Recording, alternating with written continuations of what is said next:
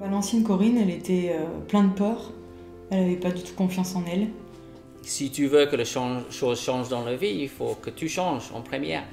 Et je savais que ce changement ne va pas forcément être confortable. Et quand est arrivé Destination Réussite, pour le premier séminaire, j'ai traîné, on dit, Destination Réussite. Je me rappelle même 3 jours avant, il râlait, ouais, j'ai pas envie d'y aller. Je lui ai dit, mais t'es pas obligé de venir, moi j'y vais toute seule, il n'y a aucun problème, je t'oblige pas.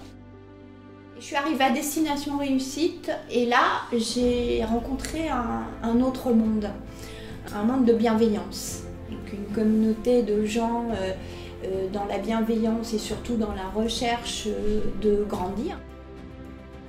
Ça a été déclencheur. Franchement, je pensais ne pas arriver au résultat que Max voulait que j'atteigne.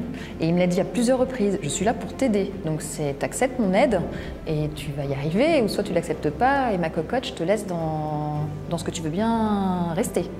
Le fait d'avoir fait Destination Réussite, ça m'a donné une énergie de dingue. Il n'y a pas un coaching que j'aime mieux que l'autre. Il y en a forcément des coachings qui sont plus puissants que d'autres. On se retrouve avec des personnes qui d'un coup ont une histoire encore plus forte, encore plus puissante. D'un coup, cette peur, cette croyance limitante se libère. Ça déclenche une émotion assez incroyable.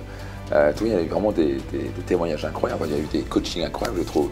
Il faut toujours voir et croire en la personne qu'elle peut changer. Ça n'a même plus de sens de parler d'un investissement financier. C'est un investissement vital.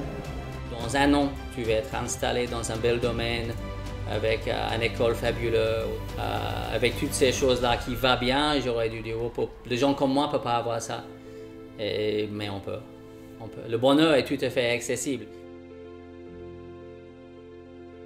Il y a une chose que je vais retenir de tout ce chemin que j'ai accompli, c'est d'investir en moi. Et je pense que maintenant que j'ai commencé, je ne vais plus jamais arrêter.